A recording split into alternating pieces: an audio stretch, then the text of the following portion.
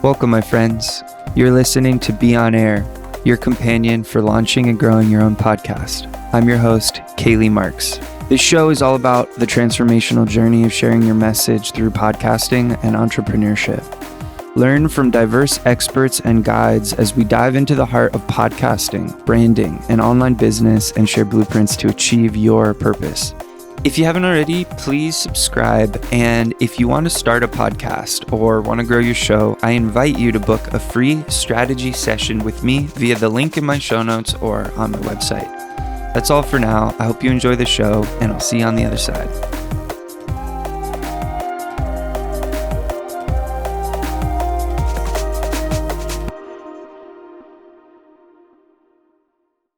Hey everyone. Today, I'm extra excited. I'm bringing on someone who has helped me a lot. When I was an educator in elementary and middle school, I watched his channel and he saved my life many times with really good wisdom. So CJ Reynolds, also known as Mr. Reynolds or the Real Rap with Reynolds, has been a classroom educator for 15 years, teaching high school literature and the history of hip hop in West Philadelphia. He's also the author of Teach Your Class Off, the Real Rap Guide to Teaching, and the creator of the Real Rap with Reynolds YouTube channel.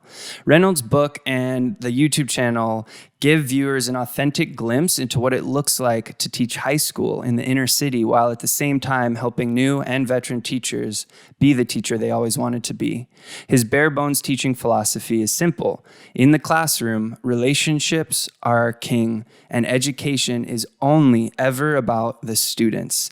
This is a gentleman very close to my heart in what he's sharing and how he shows up for his students in the world, and I'm so excited to have him. So CJ, Mr. Reynolds, thank you so much for coming on the show.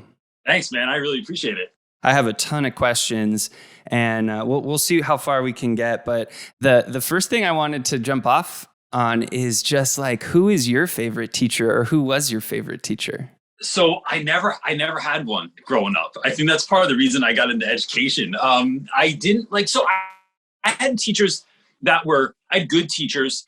My fourth grade teacher, Miss Panston, my fifth grade teacher, Miss Wilson, were really wonderful.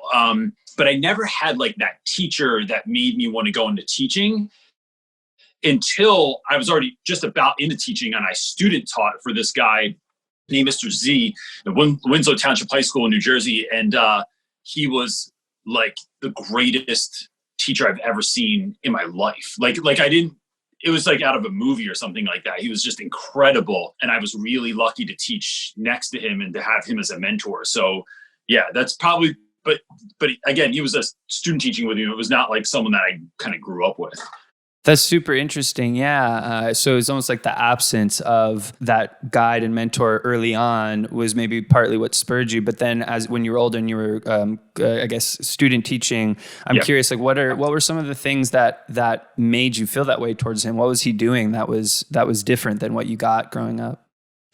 I think one, he didn't do anything that anyone else was doing. Right. So like he wore a suit. He didn't start teaching until he was in like his mid 40s, had already like made his money in the business world before that, and was sort of set for life. So it's kind of like reminding me of like Will Smith and Bad Boys, where it was like, yeah, I don't have to be a cop. Like I'm here and this is why I'm driving this Porsche. And so like he had like this nice car, he had a suit on every day. His hair was like meticulous. He would go to school at like 5 a.m. and not leave till 7:30 at night.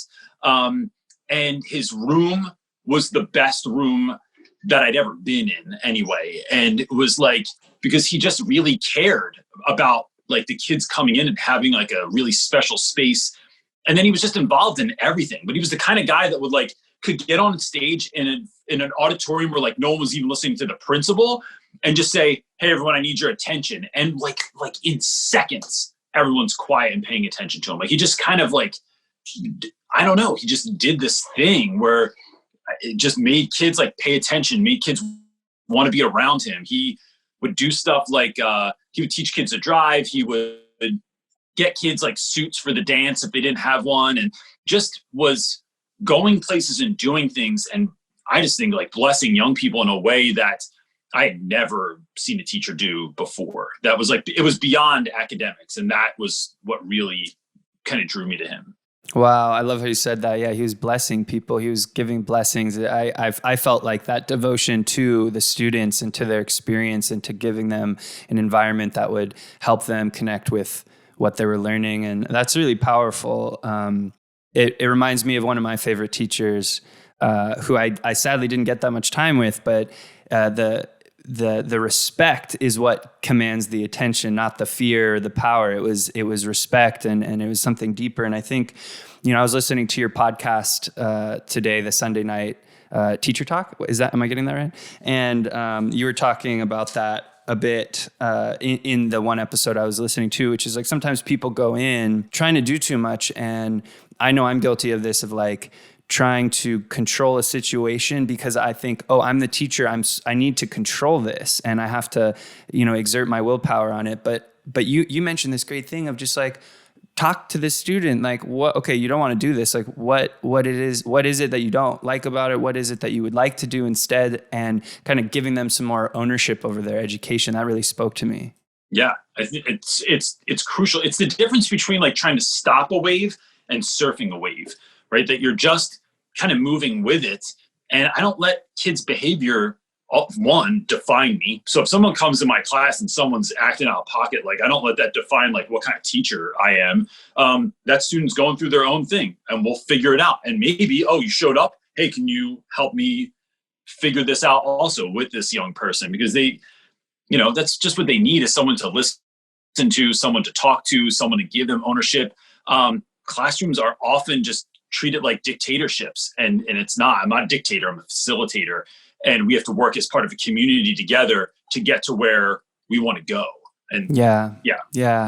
And, so for anyone who hasn't checked out Real Rap with Reynolds YouTube channel or the podcast, highly encourage you to do so, to just get an experience, because what you're doing that took me by surprise is you're bringing the YouTube channel is a window into your classroom, and you bring your students on and they're interacting, and we just get to be part of your classroom. And it's very apparent how fun it is, how much love you put into the environment. And that's really cool to hear that connection between the Mr. Z that you spoke about, how he had such a great environment, because you do the same. I know when you had the classroom, that tree in there that you built is so beautiful. And so, that the channel and the podcast and bringing those students in, I'd love to dive into like, why did you start a channel? Did you start a podcast and then a channel? Did you start the channel first? Could you walk us through kind of how that developed?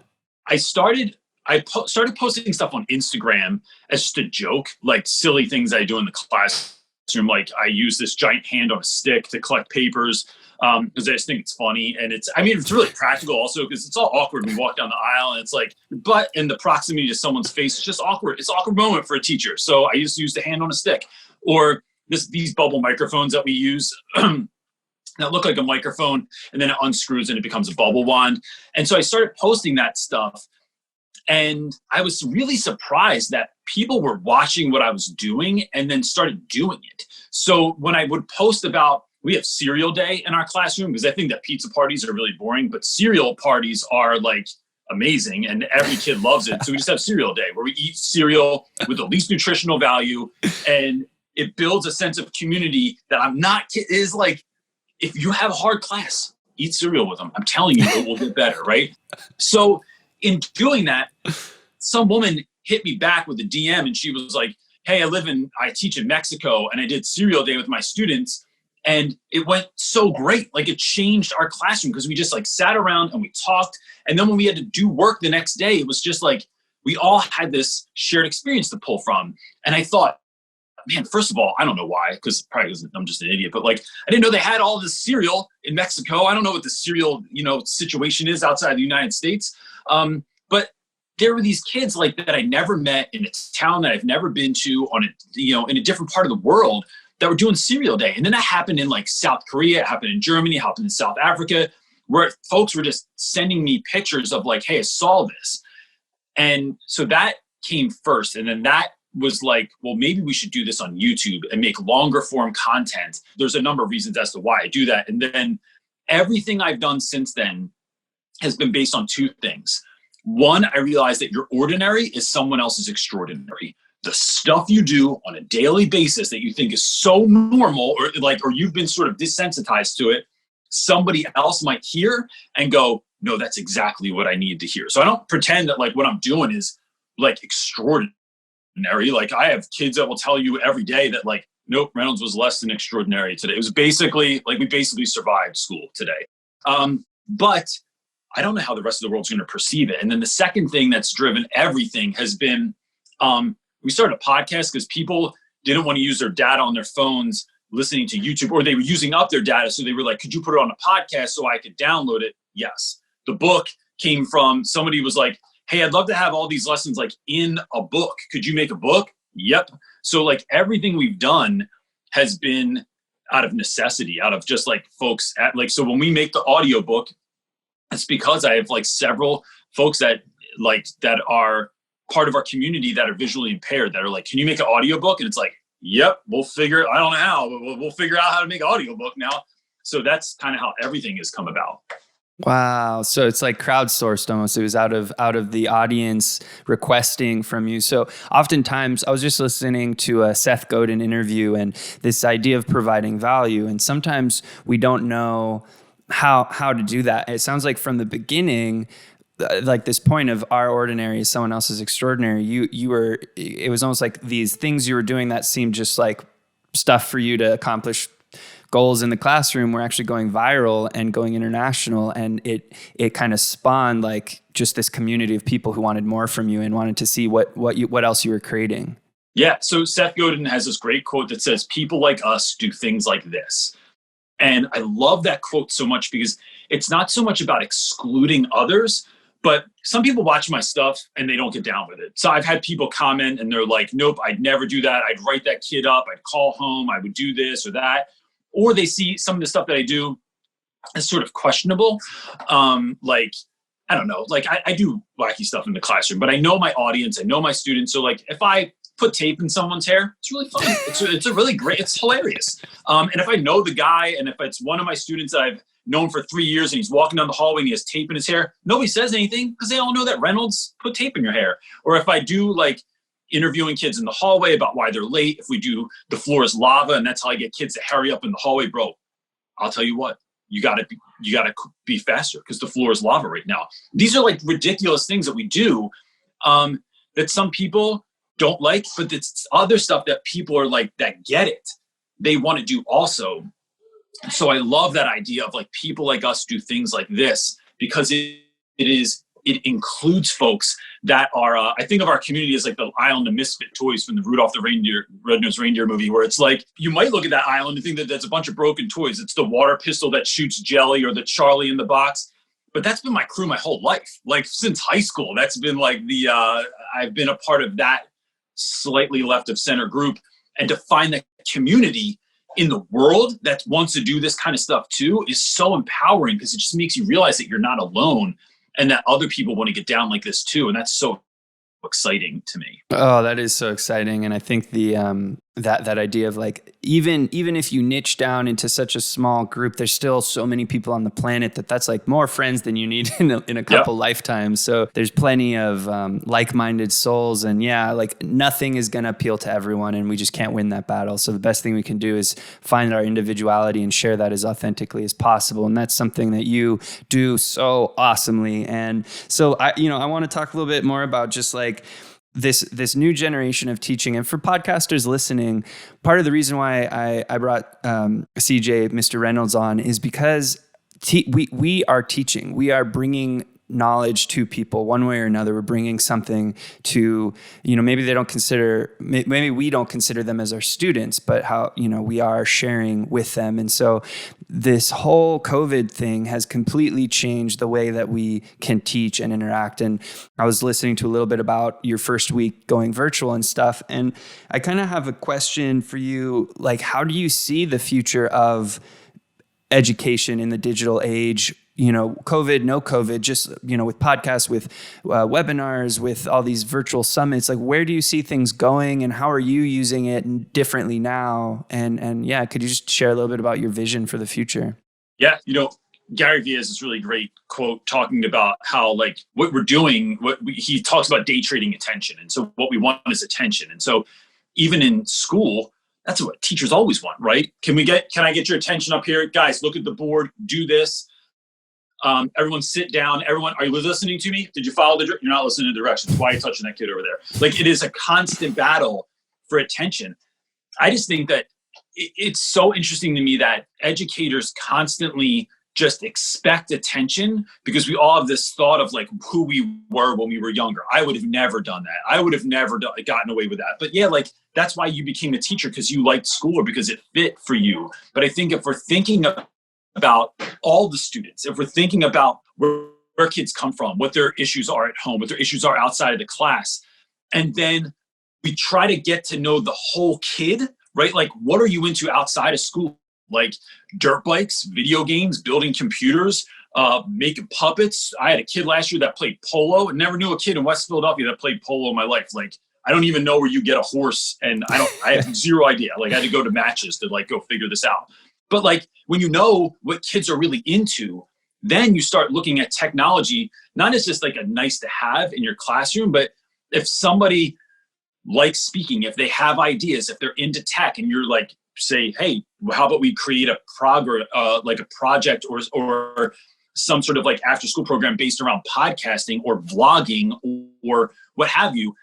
What I think you're doing is shining a light. First of all, you're letting kids know that you see them. And that is the number one thing that you can do for a young person. It has nothing to do with what you say. It has everything to do with your attention. And I tell teachers all the time, your attention is more important than your advice. So just seeing someone, finding out what they're interested in, now you got buy-in because you're willing to walk into the world of a student instead of just asking them to come into your world of English or algebra or whatever it is that you're teaching.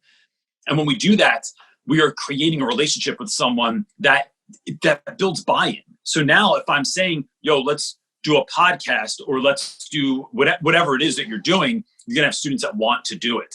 What's the future of all this? It really comes down to two things. It comes down to leadership in schools, and are schools going to be willing to let teachers fail at stuff? So if you buy the mic and the monitor and the processing software and you have the podcast and it's a train wreck, are we damning teachers, or are we going, all right, how do we figure this? Like, what do we learn from that? Let's reconfigure it and do something else, morph this into something better. But we have to be willing to give teachers that freedom to do that stuff. And then the let them know it's okay if it doesn't go well. I've had 100 things I've tried before that have been a train wreck, but I was allowed to fail.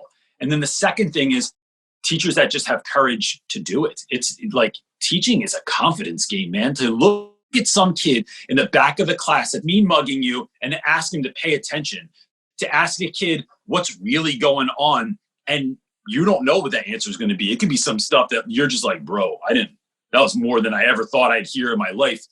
But when you do that sort of thing, you are creating these unique partnerships with students, but it takes confidence to be able to do that. You know, real quick, it just takes confidence to go into the world of a student at all. Like I'm, as a 44-year-old man, I know more about Fortnite than any other 44-year-old man that's not living in his mom's basement next to the Christmas decorations, right? And I never had that growing up. If I had a teacher growing up that had said, you know what, simile and metaphors, like the Beastie Boys talk through similes all the time. If they were like, actually, let's talk about this poem, but in regards to like a Fishbone song, dude, I would have bought in a second. But no one ever did it. No one ever told me that the Odyssey is kind of the same thing as Star Wars.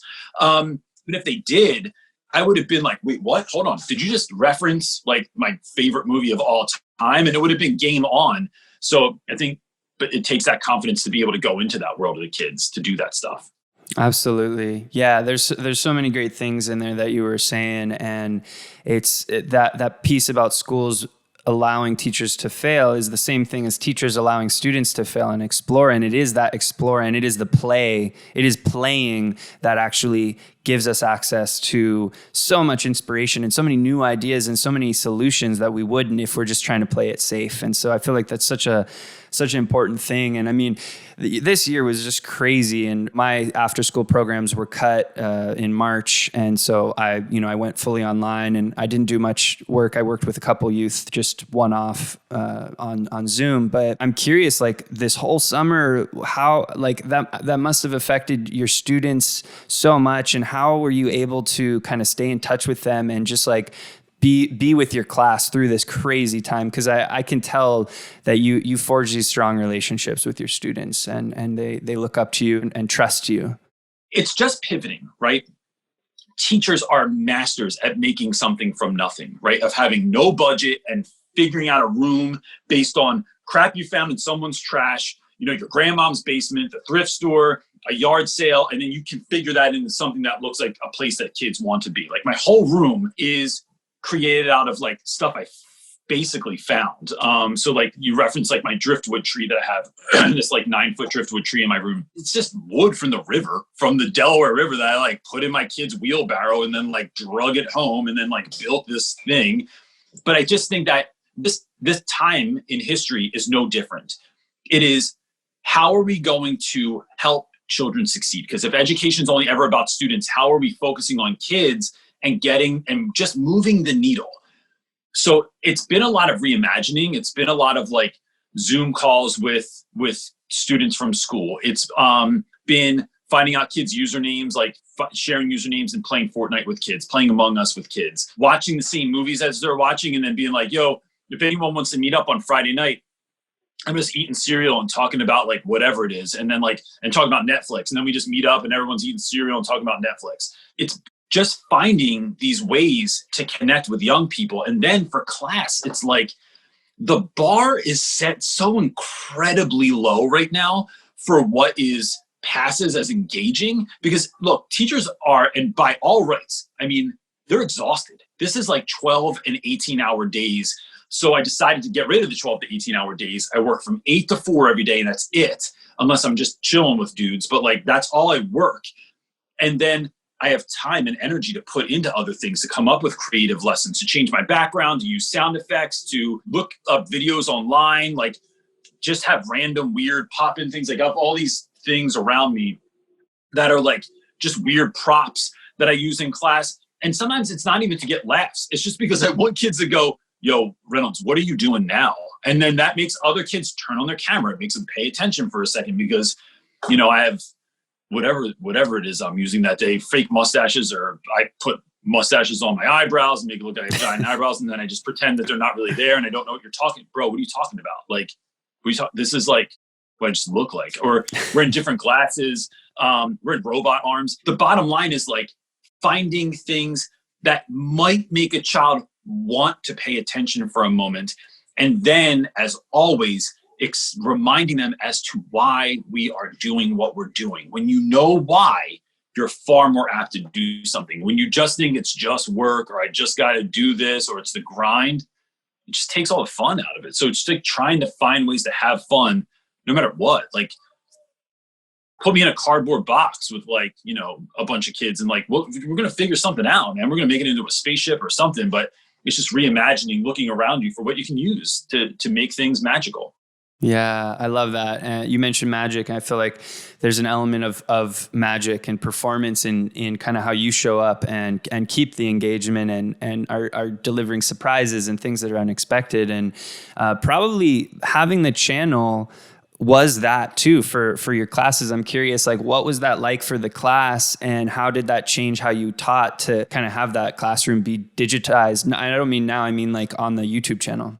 Yeah, so there's a ton of ways. One, the best compliment I ever got, and this kind of like is one of the reasons that I've had my students in so much. One, because they're just hams, and they just like, everybody wants to be on YouTube. They don't give a crap if you have 5 subscribers. Everybody just wants to be on camera. And so what I found was that, so I teach at an all-boys school in West Philadelphia, which is a pretty tough neighborhood. I'm out at a bar one night with a bunch of colleagues, and this mom walks by, and she was like, Mr. Reynolds, can I speak to you for a moment? I'm like, bro, like I already had 2 drinks. I don't know if this is a good idea. But she pulls me aside, and She says, I want to tell you that your YouTube channel and your Instagram are my favorite things to follow on social media. And I'm like, what? Really? Like, why? And she says, because my boys have had to grow up so quickly because of the neighborhood in which they live, that to see them just around their friends and just being able to be boys is such a blessing. And I never even thought of it like that. Like my guys, like, I mean, it's like being a teenager. Like you're not the same around your parents as you were around your friends or at school. And nowadays, like schools are so cordoned off. We don't let anyone come in. Parents can't just like come in and like see what their kid's doing or meet the teacher or something like that. It has to be like during prescribed moments. This was literally a window into the day of your kid where, my guys have to walk to school with a front on so no one messes with them or get on the train or the bus or whatever, or they come from whatever house they're coming from and whatever, problems may be there. And then to be in a space where you can be yourself, that just didn't dawn on me. And so that was such a great thing to hear, because you're literally giving people a window into your classroom or into your world and letting people see like what things are really like. And the other piece was, I think building this business that my wife and I have been working on for the last 5 years, which is Real Rap with Reynolds, has been the single greatest lesson I've ever given my students, because they are getting to see, they know when I had 1 subscriber and it was my son, and when I had 3 subscribers and I'm pretty sure 2 of those were my grandmother on 2 different accounts, or when like we had no numbers, our quality was less. And now to grow into something where I'm like working on brand deals with, Verizon or Houghton Mifflin Harcourt or College Board or Adobe. And to see them like not just see numbers go up, because numbers are just not really that important unless you're like working with a brand, but like, because they attach that to importance, but to have students see like where this has gone over the years, and that we have merch out now, and then I had a book, and then I'm traveling around the country speaking places, to show kids literally, I do not know how to do this, but I will work my butt off to try and get better at something, and then actually have it pay off. Is, I'm telling you, kids that were freshmen when we started this, that saw it last year as seniors and were like, bro, like this is crazy. And now that they're in college, they're like, yo, I just check in on your channel sometimes to like see what you guys are doing, or I just need to be around that energy, or I miss you guys. It's like that way to like, for them to like jump back in to something that they've left it's amazing.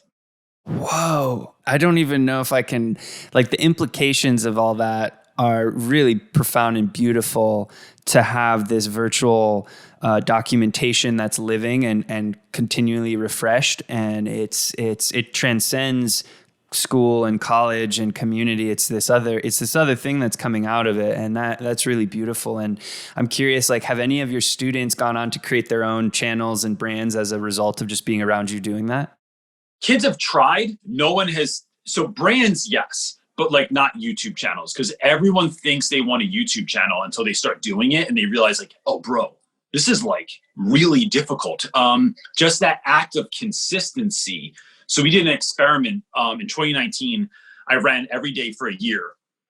And I posted on Instagram almost every single day. Part of that was a lesson where I was like, sometimes my students will like throw out a challenge and they'll be like, I bet you couldn't do that every day for a year, right? This is one day they talk about this. So I'm like, yo, I'm going to run every day for a year as a lesson in like, yo, this is what this looks like. When it's not nice outside, when I worked all day, when there was parent-teacher conferences till 10 o'clock at night, still went home and ran. It's an interesting tool to even do that with your students. Or when they were like, someone asked me if I could build a boat one time. And I was like, I don't think so, bro. I'm like, but I'll try. I'm like, actually, I'm going to make a boat out of one piece of plywood. And then I did it. And then I documented it on YouTube.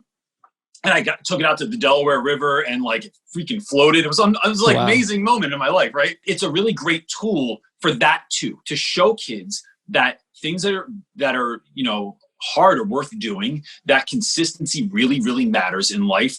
That especially as a content creator, if you put out a podcast or a show like once a month, like good luck. I mean, like you might find your community, but like, if you're going to do it once a month, it has to be absolutely consistent so people can look forward to it. That's been the biggest lesson, I think, in a lot of ways for students too, is to see that like we can do this, but everything looks easy on the internet, but they don't know the grind that's behind it when you're just sitting by yourself at your house. Yeah, totally. It's almost like they got a little additional business program added on to the rest of the studies because, like you're saying, that consistency, that dedication, the discipline, whether you're running or building a YouTube channel, it's that consistent putting in. And I think that is in today's dopamine, instant reward, phone, social media world, we're literally being trained for only instant gratification. And if it doesn't happen in 5 minutes,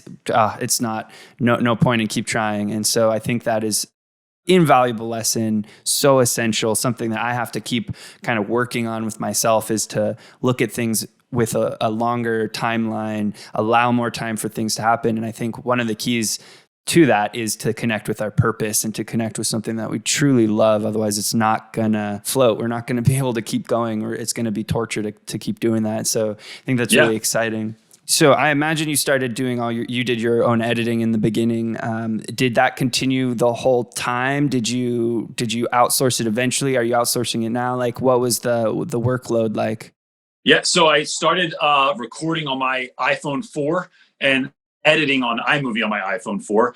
And I did that for like probably a year because I just didn't have, because I'm a teacher, man. We dream on a budget. Like I didn't have money for a computer, and then finally made an investment into that. And then kind of scaled from there. I still do all my own editing, but that's because I like to do it. So it's, I think in building a business, one of the things you realize is that you eventually have to outsource certain stuff. And we do. There are certain things we outsource. So we have like three employees right now. It's so hard to do because it's like you've been the one. You know the vision. You know how you want it to look. You know how hard you worked on getting stuff.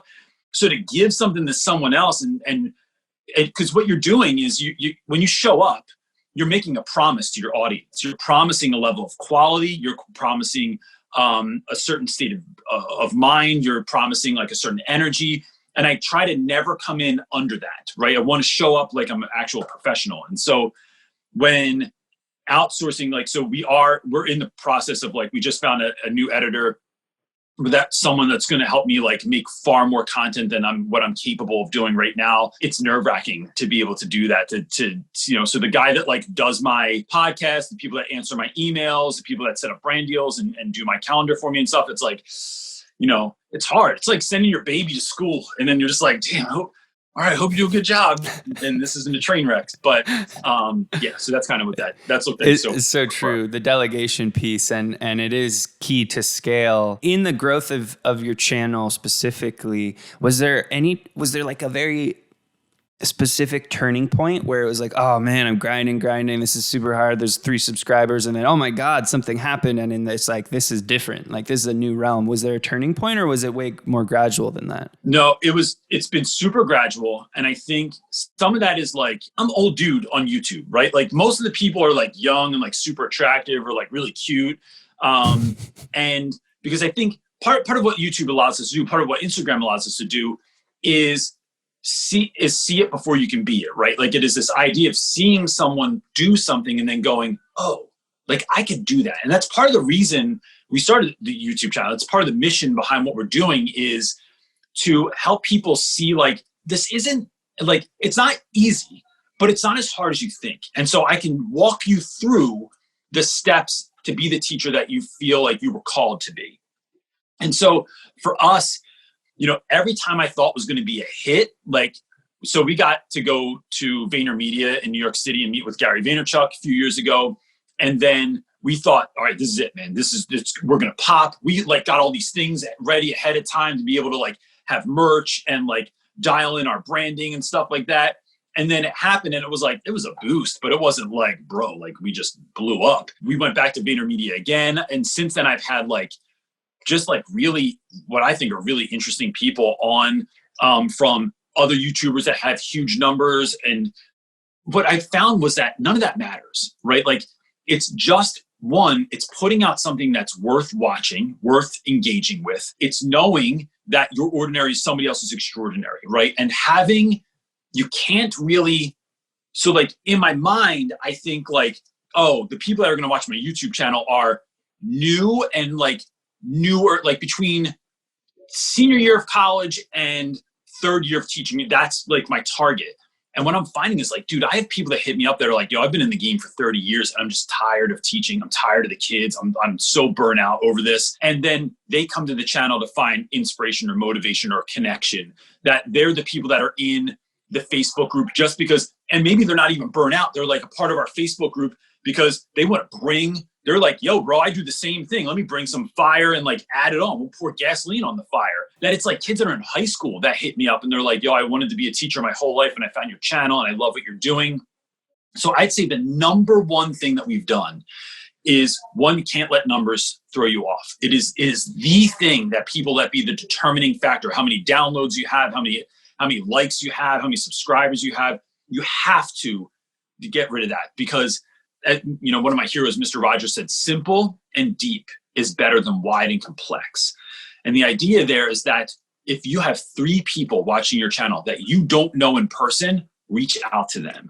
That the way we grew our channel was by literally spending hours and hours and hours on Instagram and Twitter, typing in things like #teacher problems, finding some like sad soul that had the worst day of their life in the classroom.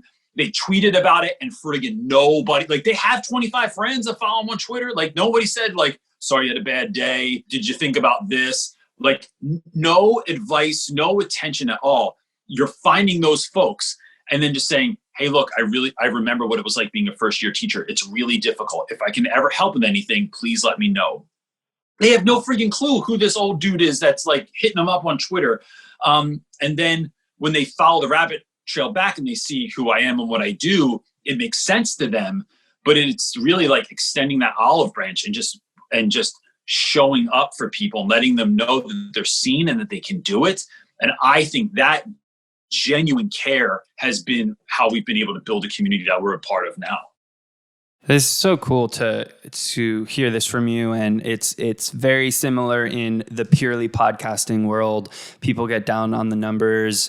They don't grow as fast. They have a big interview with some big name. It doesn't boost things where they thought it would. And the message from most successful hosts is what you're saying, which is that value, that genuine connection with the super fans or the authentic audience who's engaged, and consistently putting that out and showing up again and again and continuing to do it. And so it's great to hear that reflected here as truth, as like that is the way to make impact and to make something that's larger than ourselves. And I can't remember what the first video was that I saw you, but I hadn't had a single day in the classroom.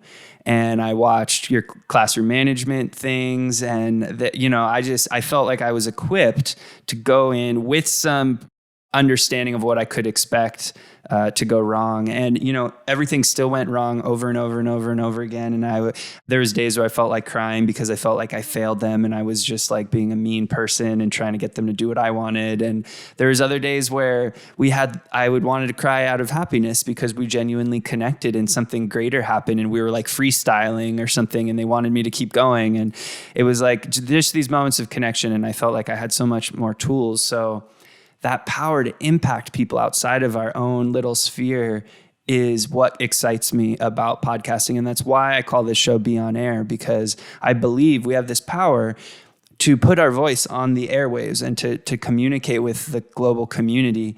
And,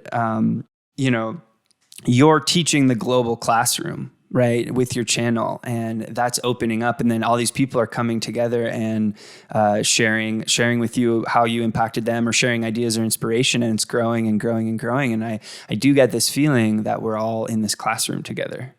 Yeah. I think that's so important, especially for anyone that's considering like making a podcast or creating any kind of content on social or on YouTube or something like that, is that knowing that you just don't know who's watching. Like you don't know who had an awful day, picks up their phone, looks up classroom management, looks up what I do when kids want to go to the bathroom like all the time, looks up what happens when no one does their homework, or even if they're not in education, like whatever they're going through, and to find something that's authentic out there that wasn't just produced by some like company, or if it was, like, are they using people that are genuine in those moments? That's it. I just think that's like, you could be the help for someone when they're having like a dark night, to be that beacon of hope just by being the real you, not, phony you. That's why, we call it Real Rap with Reynolds, because it's like, that's what my students call real talk. It's no nonsense. And so still get emails from people. I got one today from some guy that was like, yo, I love the music that you're making, man. Do you need beats? And I'm like, bro, I don't rap. Like, this is how this is like, it's not a skill set I possess. But it's just being that authentic version of yourself, and that goes everywhere. Yeah, I love that. The attention comment about, Gary Vee talks about it a lot with, everything's the real currency's attention. And I think that's true. And I also think it's only like one part of the dimension. And Seth Godin talks about trust.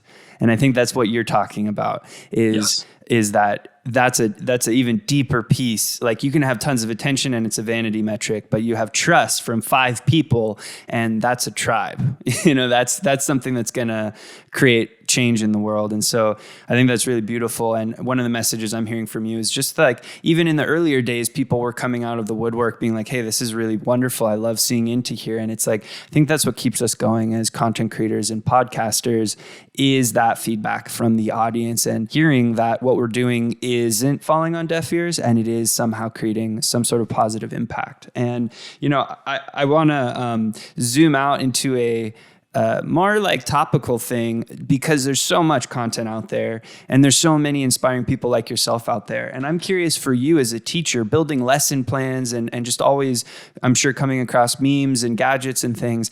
How do you, this is a technical question, but like, how do you go about collecting and storing inspiration and information and then actually doing something with it? Because we're in the age of information, but it's like, what do we do with it? And I'm curious if you have any tools, systems, methodologies you use for when you find good lessons, good, just good content out there that you want to integrate.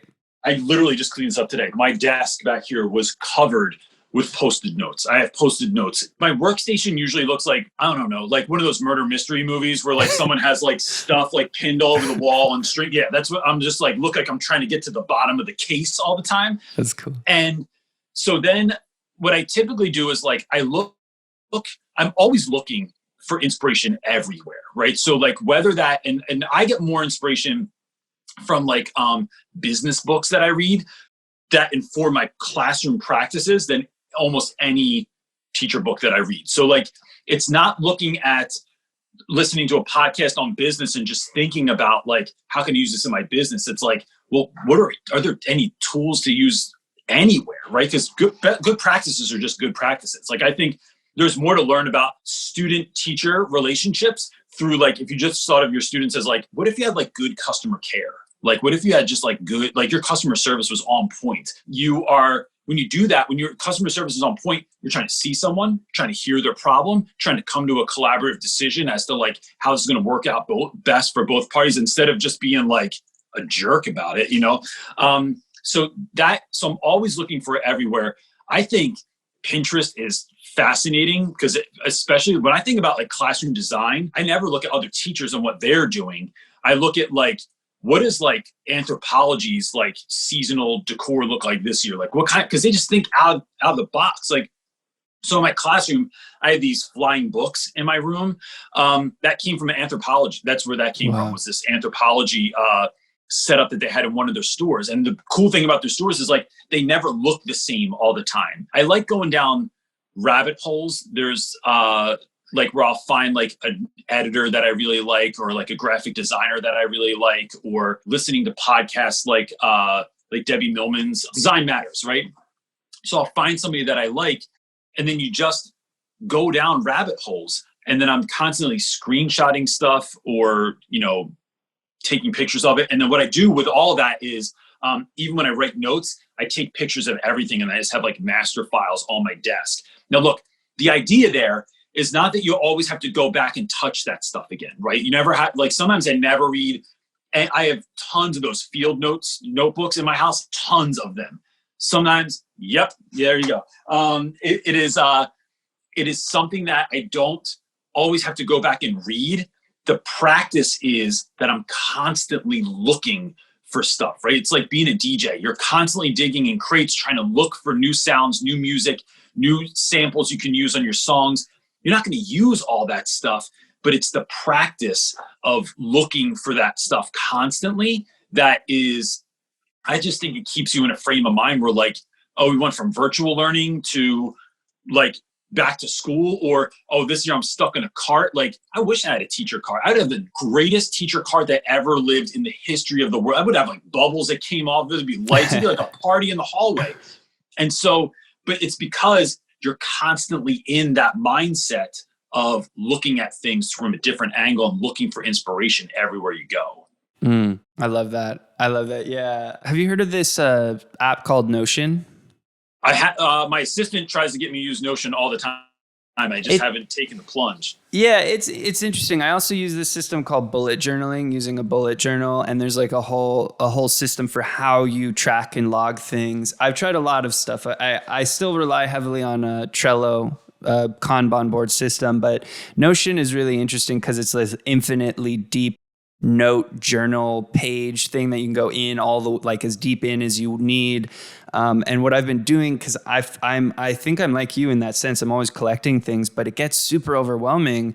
I have this huge gigabytes of information, inspiration, but it's like, what am I then going to do something with it? And so I've been playing around using Notion to organize. So I'll go back through all journals, all the Post-it, all the field notes, all the YouTube playlists, and I'll try and kind of pull out the cream of the crop and organize it in the Notion board. And I'm having mixed results, but it definitely helps at least make things searchable and present. And then I can kind of have my own hashtags on things. And I think that's so fun. And it kind of ties into my next question, which is like, how would you recommend, especially just podcasters, but also, being podcasters as educators, how do we make our information more relatable and accessible to the people that we're trying to share it with? Everything I do. So when I wrote my book, right, I did not want to write a book that was like, and I think this plays into your question. That's why so even if folks aren't ever going to write a book, when I was writing it, my friend Adam Welcome said, I was like, bro, like, I'm not sure, like, I don't want to come off like a professor. I don't want to come off like a know-it-all. He's like, bro, write your book like you and I are sitting in your backyard having beer on a Friday night. Like, that's how you should write your book. Like, it's just a conversation. And I just think what happens when we do that is I think it frees us up to not, if I'm having a conversation and having over a beer, I'm not worried that I'm going to say the wrong thing. If I do, I say, bro, my bad. That was like completely out of pocket. Like, I apologize or whatever. But it is, the flow kind of takes over, right? And so you can see if you talk to your students, you probably don't talk to your friends the same way, right? Like, for a lot of educators, if you are a parent, you don't talk to your kids the same way that you do your neighbors, the people at the post office. What I try and do is talk to everyone the same, right? Like, my students, I talk to them like I do when I'm talking to you. Like, if I need to get real with someone, it's like, bro, you got to knock it off. Come here. We got to have some real rap real quick.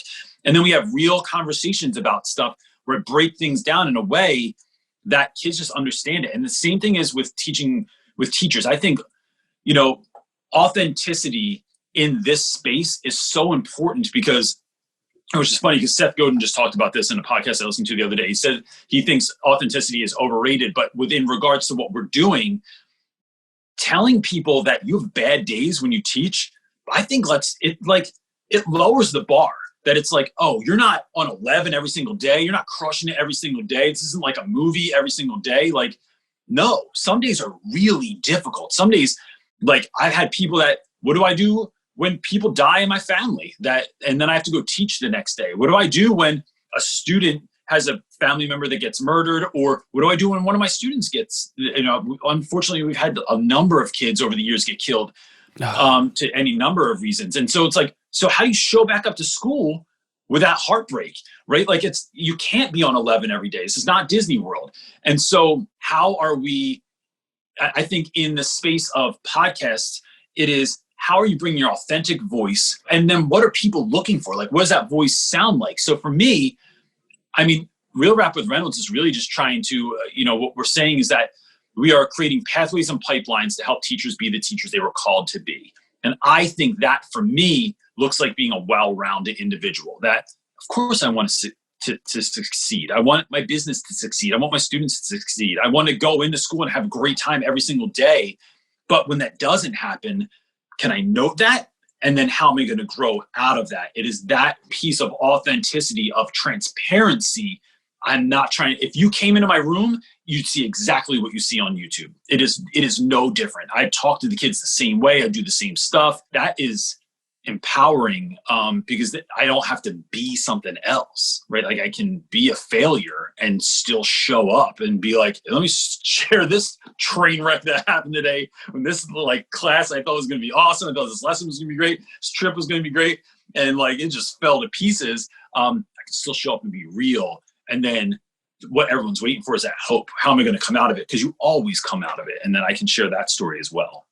Yeah, like sharing our humanity, and that can actually be more reassuring than an impossible ideal that we never feel like we can measure up to, that we're projecting onto someone, learning that, oh, they have bad days too, they have hard times, and look how they get through it. Actually, that provides a bridge and a pathway, a pipeline to something greater. So I feel like that's just so essential. Wow. As we wind down, we're getting towards the end here. I just have like a couple more questions. One, Yep. I'm curious, what is going on for you right now that's exciting you, and that you're working on? Just what's current for you?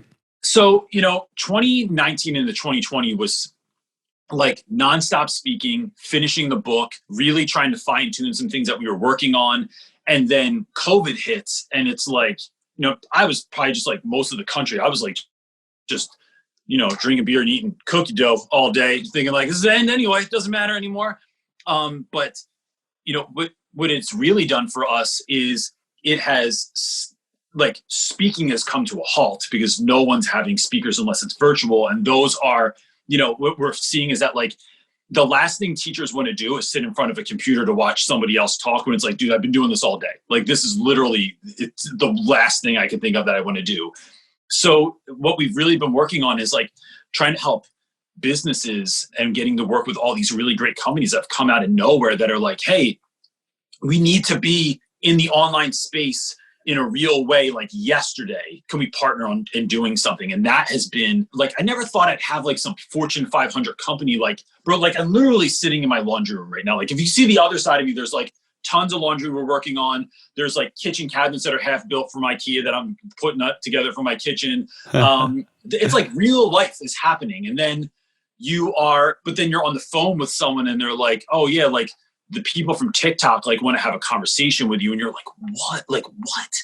Like I couldn't get 5 kids to participate in class today, but now like I'm on the phone with someone that's just like, oh no, we want to like partner with you to do this thing, and it's like it's so mind-boggling. I'll be honest with you, bro. It's just been fun. Like that's such a fun thing, because then I get to go to school and be like, yo, guess what? I don't have a TikTok account, but like I'm going to build it because I'm partnering with TikTok and we're building this thing and we're going to do this activity together. What?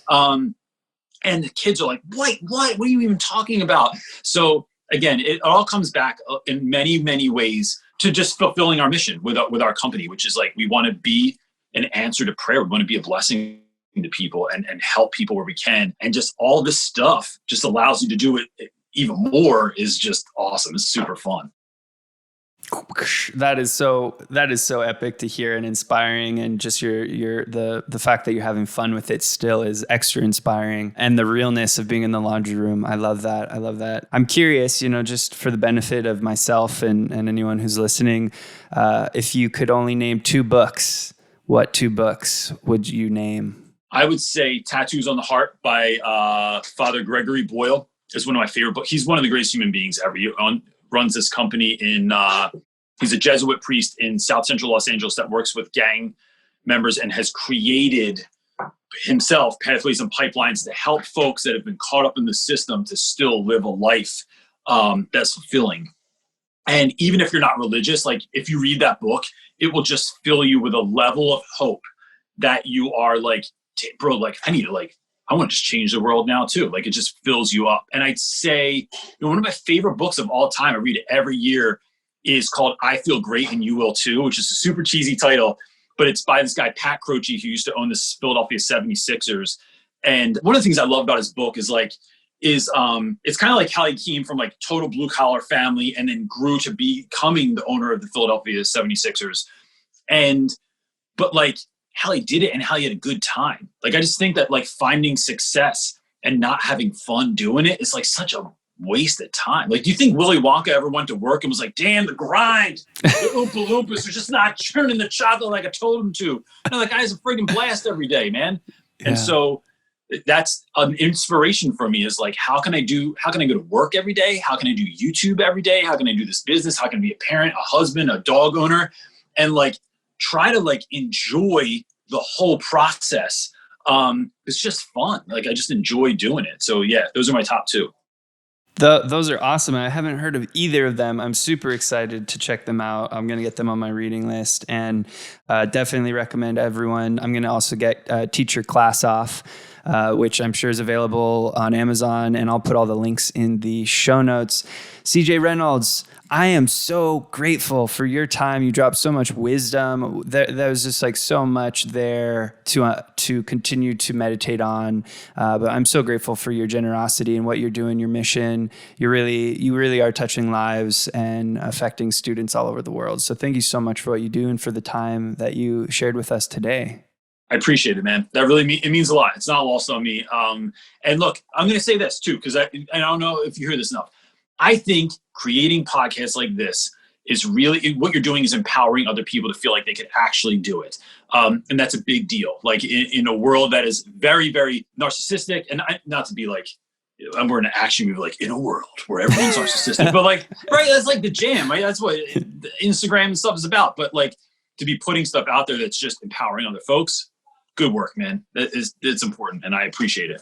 I really appreciate that feedback. That means a lot coming from you, and definitely realized how difficult it is. And I know that I can do it, and I know other people can do it. And I think sharing that true challenge and true fulfillment and the joy in it is really beautiful. And it's fun to just be part of this whole crazy journey with all you other wonderful humans out there. So thank you so much for tuning in. Thank you for your time, Reynolds. This was awesome.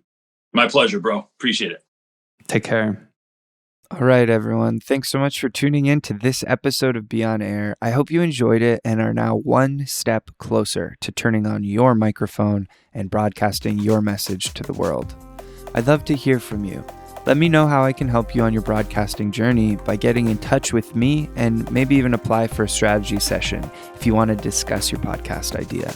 You can reach me at www.podcast-farm.com.